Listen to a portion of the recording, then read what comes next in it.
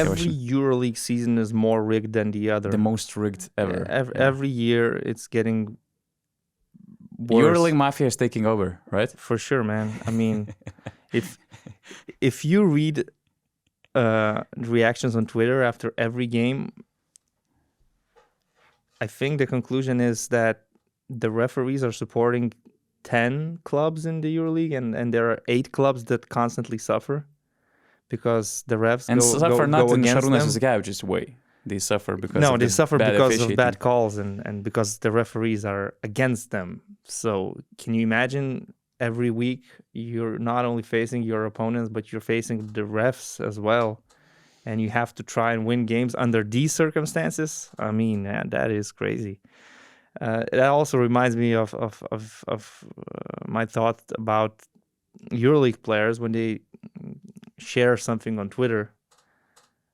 You go to the replies and you will see come to Fenerbahce, come to Besiktas, come to Panathinaikos. I mean, whatever the context is. The player might share a picture of his puppy, and there will be like 30 replies about coming to Fenerbahce or joining Olympiacos. With all these hearts and colors. Yeah, I mean, that's the EuroLeague Twitter. NBA Twitter is wild. Like, there are so many wild takes, so many anonymous users insulting players and stuff like that happening every day. But EuroLeague Twitter is something else. It's like it's dominated basically by 4 or 5 team supporters. Biggest fan bases. Yeah, biggest fan bases and most active on social media. And they will never miss an opportunity to leave a comment. Like, it's so funny. Like, sometimes when BasketNews posts something on Twitter, you can actually know the replies even before you read them. Yeah.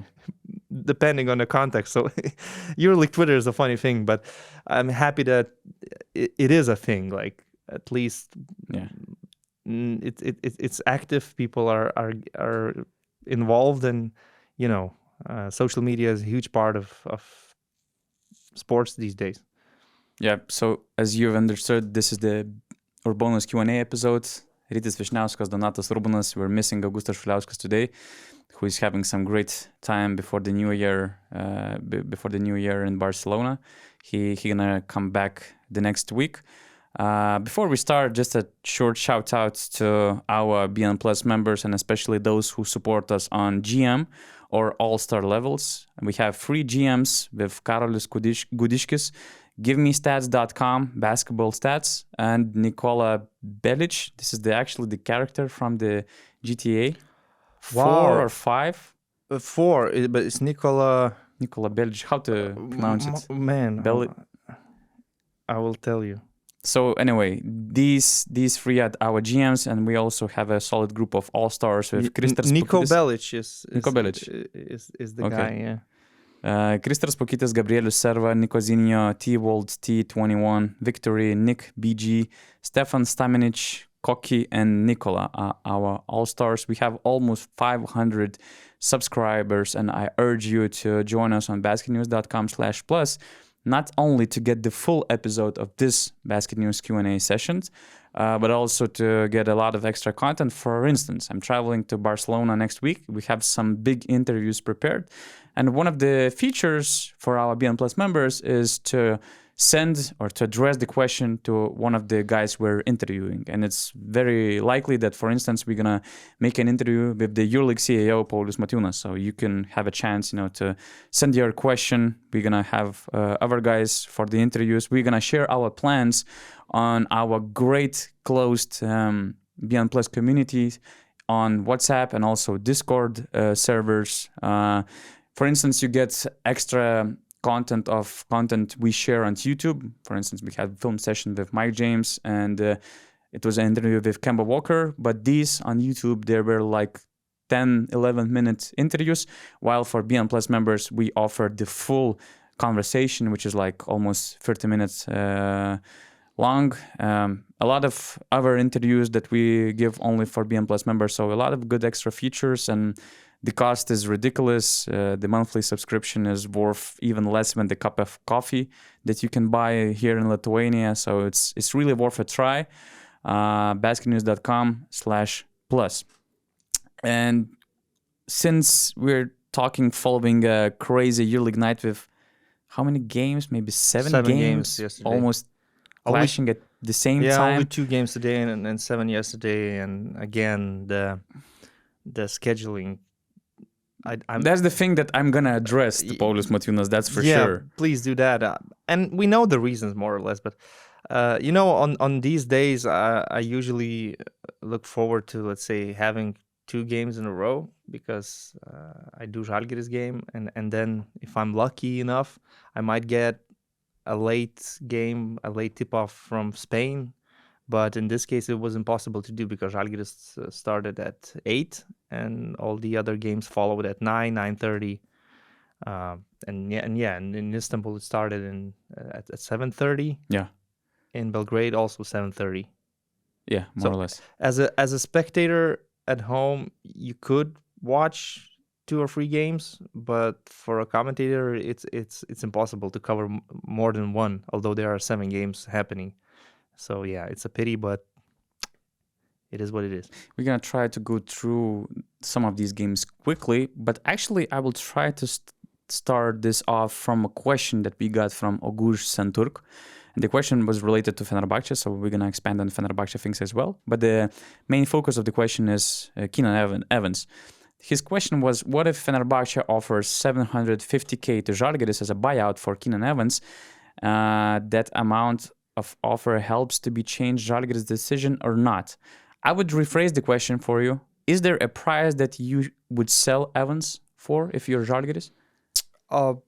Actually, we had this podcast with August talking about trade scenarios for EuroLeague teams, and I said that if someone offers €1 million or more, I would probably sell Keenan Evans, because you will not keep him in the team. I don't think it's possible for Žalgiris to extend his contract. He will leave in the summer as a free agent, so you can cash in right now, and you still have time to sign a replacement, to look for some players in the market. And honestly, after last night's loss versus Maccabi, I don't really believe in Žalgiris' chances to, let's say, catch the play-in train to at least get the 10th seed. So they finished the first part of the regular season being 5-12.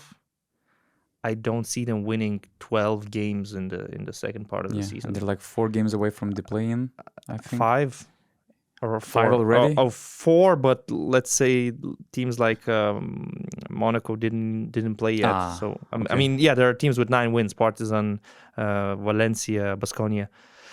Olympiacos didn't play yet, so they might be another team with 9 wins. So I don't really see them winning that many games, and knowing that this season they're losing at home so much. So maybe it's a good opportunity to at least earn some money, and an offer of 750k probably should be considered in this current situation.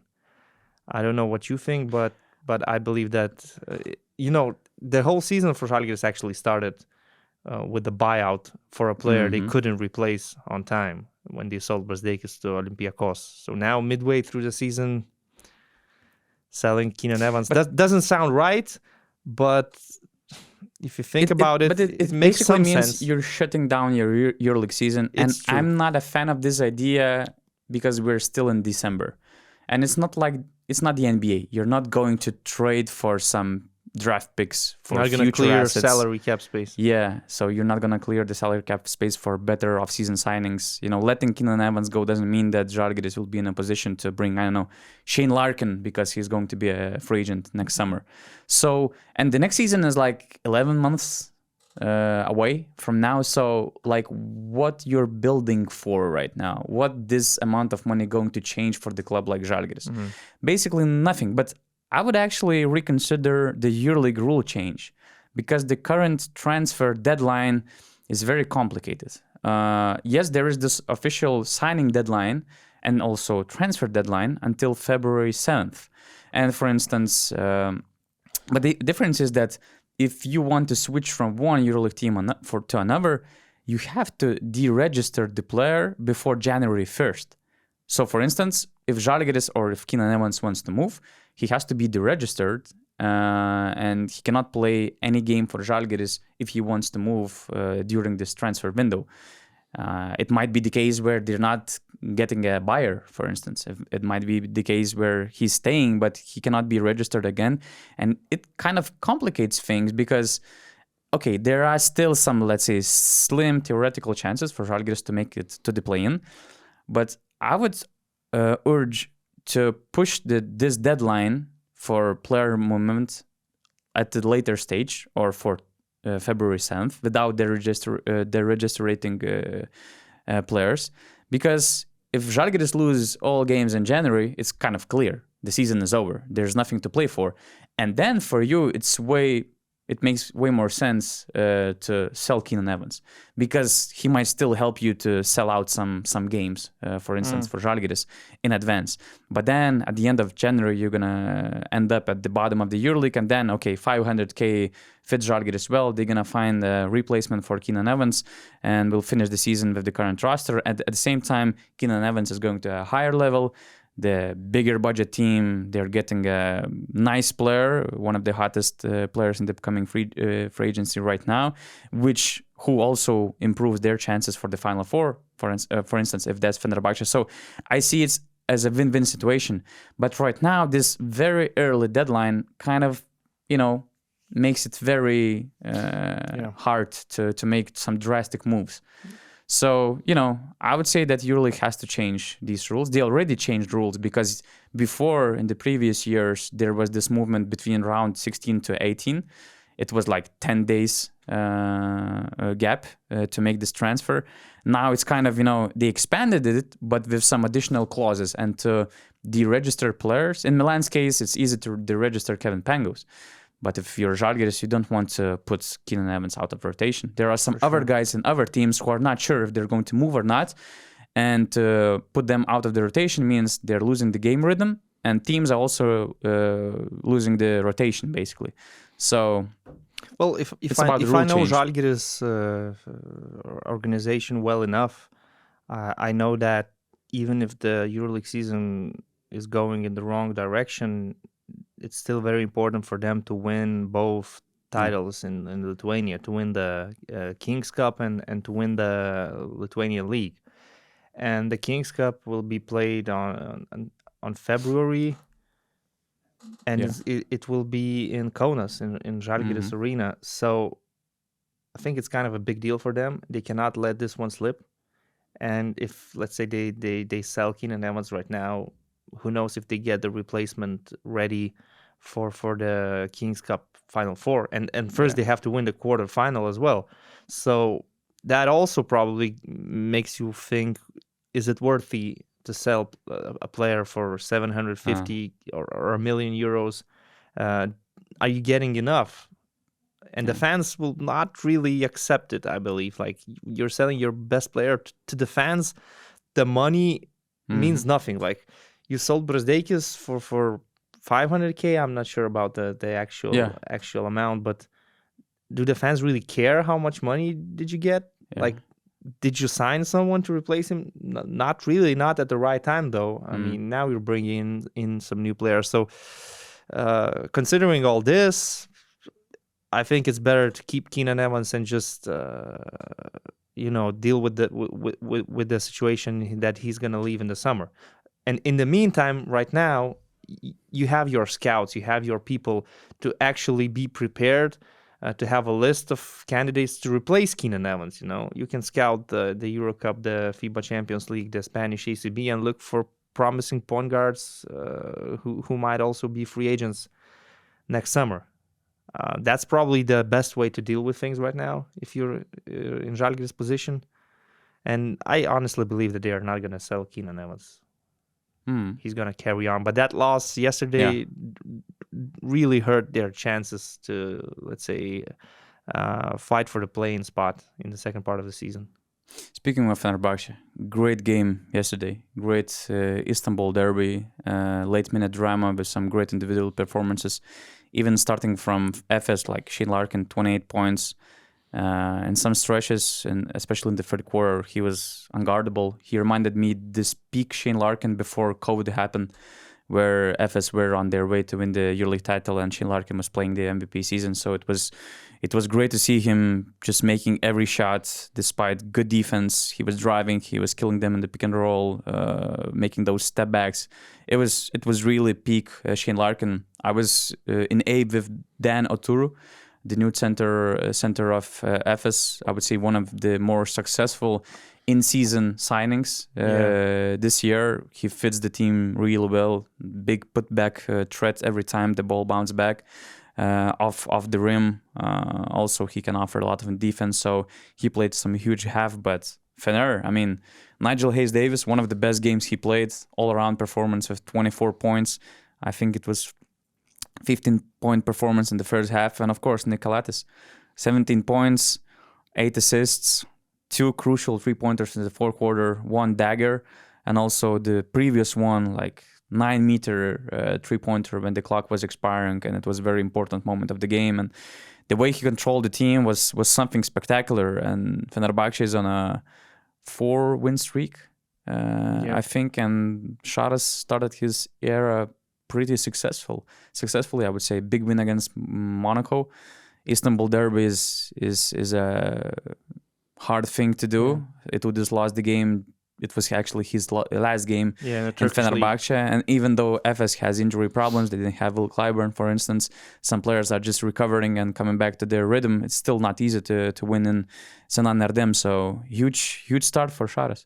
For sure, and none of these games were easy, actually. Even the game versus Žalgiris, it was decided in the last minute. And in Berlin versus Alba, they also were catching up in the first half. They were down 9, I believe, at some point of the game.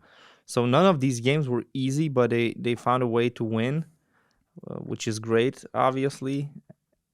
But, talking about the Istanbul Derby, if you are FS and it's the last seconds of the game, the last minute of the game is tied, I think you're taking this shot, like for Nick Calathes to decide the game with the 3-point shot, you're probably living with it, even though he made a shot before. So you cannot overreact or say anything bad about the defense in this case. It's just that Nick showed confidence to take that shot, and he made it. He became the hero of the night, actually, with that shot, although the MVP of the game is Nigel Hayes-Davis. And yeah, so a well-fought game for both teams. The one, I cannot say that one shot decided the game, because this was not the last shot in the game. There were still some like 20 or 30 seconds after it.